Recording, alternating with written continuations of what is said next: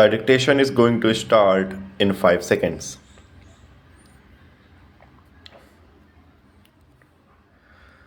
The statutory character of the body and the composition of its membership are in themselves evidence of the government's desire that there should not be too much departmental interference with the internal affairs of the universities, while at the same time ensuring that proper standards are maintained and some of the glaring defects of university education removed. I am sure you will agree with me that if the Indian universities have today fallen into comparative disrepute, much of the responsibility lies with the universities themselves. Their administration has, in many cases, become slack and standards impaired through mainly non academic causes, into the details of which I need not go. However, since the Inter University Board has raised objections, I felt it desirable to summon a conference of vice chancellors and education ministers and find out what they base their objections on. I need hardly add that I am always willing to consider any constructive suggestions they might make for the improvement of standards in universities and better coordination of their facilities. I assume that we have met with a common objective with the reform of university education with a view to making the universities agencies of national regeneration in independent India. I have made a passing reference to the fact that universities do not today enjoy the public esteem accorded to them in the past. The reasons for this are many, but two may be specially mentioned. One is the largely academic character of the instruction in the universities, which instead of developing the personality of the student and enabling him to make a place in society for himself, often converts him into a misfit who adds to the number of the unemployed, if not the unemployable. The other is that even the standards of academic education have fallen so much that persons who have reached the highest stage are not only ill informed and ill educated about the affairs of the world, but are sometimes ignorant of the elementary things in their own fields of study. Inefficiency and corruption, which have also crept into some of the university administrations, have contributed to the public's loss of confidence in them.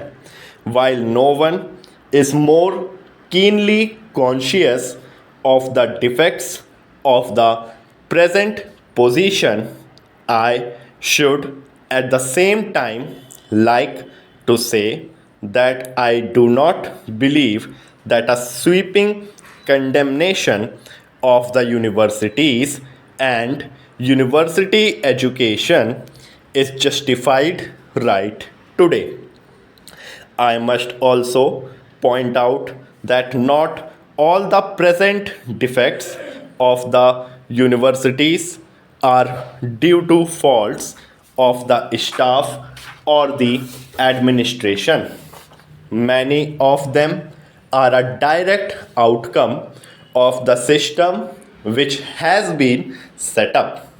The fact that a university degree is an indispensable condition for employment in most types of service has induced a rush for degrees and led to overcrowding in the universities.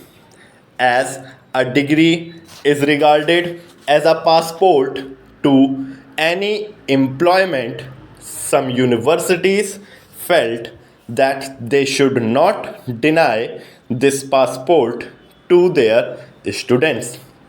There was thus a tendency to pass as many students as possible, if necessary, even by lowering the standards. Once this downward trend began, it was difficult to check it. For any university which sought to maintain a high standard faced the risk of losing its students to other universities with lowered standards. The fact that degrees are essential prerequisites for employment had an undesirable effect on students as well. It made them pay more attention to the passing of examination than to the acquisition of knowledge.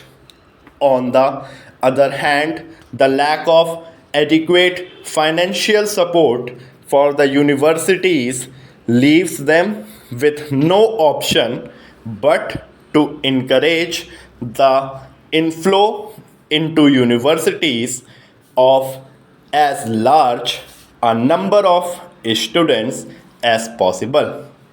In a situation where many of the universities derive a major portion of their income from the tuition and examination fees of students, it is difficult, if not impossible, for the university to exercise adequate control on the discipline and standards of study of its students. I may tell you that the government is aware of these problems and we are now considering various measures to ease the situation. In many countries, the possession of a degree is not an essential condition for employment in government service. We are therefore also considering whether a change can be made in our present practice. A proposal is under examination that we should not insist on degrees for employment except only in specialized posts which require high academic qualifications. This can be done only if we are able to devise some alternative method of recruitment to different types and grades of public service, which will be objective, flexible, and free from the defects of the present system. I have mentioned that one defect of the existing system of university education is its abstract and academic character.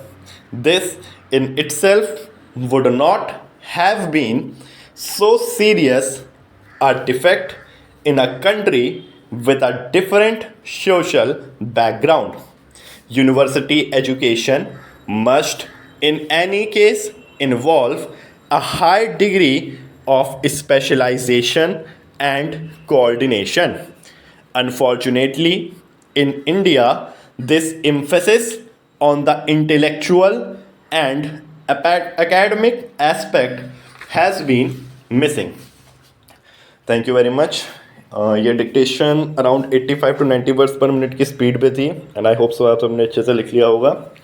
अगर dictation पसंद आई तो like कर देना. कोई भी खामी आपको लगता है कि वो सुधार की आवश्यकता है तो कमेंट सेक्शन में आप ज़रूर बता दीजिएगा. और कोई भी आपको डाउट हो इस short hand related, SSC related, आप बेझिझक कमेंट सेक्शन में पूछ सकते हैं. जब जैसा समय होगा आप सबको तत्काल प्रभाव से रिप्लाई दे दिया जाएगा. So thank you very much. जय हिंद.